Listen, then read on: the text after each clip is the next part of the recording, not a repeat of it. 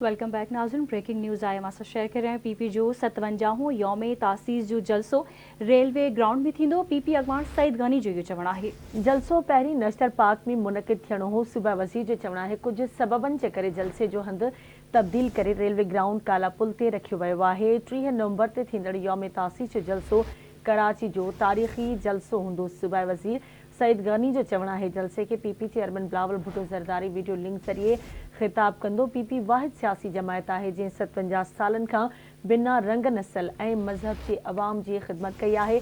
शहीद ज़ुल्फ़िकार अली भुट्टो शहीद मोहतरमा जी क़ुर्बानी सबब जमहूरियत मुस्तहकम थी आहे। सईद गनी जो इहो चवणु आहे। अहम ख़बर अवां सां शेयर कयूं पिया। पीपी जो 57 यौम तासीस जो जलसो रेलवे ग्राउंड ते थींदो। पीपल्स पार्टी अॻवान सईद गनी जो इहो चवणु आहे। पीपी जो 57 यौम तासीस जो जलसो रेलवे ग्राउंड ते थींदो। पीपी अॻवान सईद गनी जो चवणु आहे त जलसो पहिरीं नेशनल पार्क में मुनक़िद थियणो हो। कुझु सबबनि जे करे जलसे जो हंधि तब्दील करे रेलवे ग्राउंड काला पुल ते रखियो वियो। 30 नवंबर ते थींदड़ यौम तासीस जो जलसो कराची जो तारीख़ी जलसो हूंदो।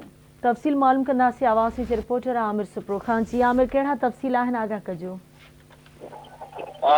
जी बिल्कुल गज़ाला, मां तव्हांखे ॿुधाईंदो हलां त सूबाई वज़ीर जेको आहे सईद गनी उहो जलसे गाह ते पहुतो आहे, हुनजो दौरो कयो आहे। सूबाई वज़ीर सईद गनी जो चवणु आहे त 27 यौम तासीस जेको मुनक़िद कयो वेंदो हुन जूं तयारियूं जो जेको सिलसिलो आहे उहो शुरू कयो वियो आहे। सईद गनीअ सां गॾोगॾु वक़ार मेहंदी जनरल सेक्रेटरी कराची ऐं ॿिया जेके पीपल्स पार्टी जा अॻवान हुया उहे उन्हनि सां शरीक हुया।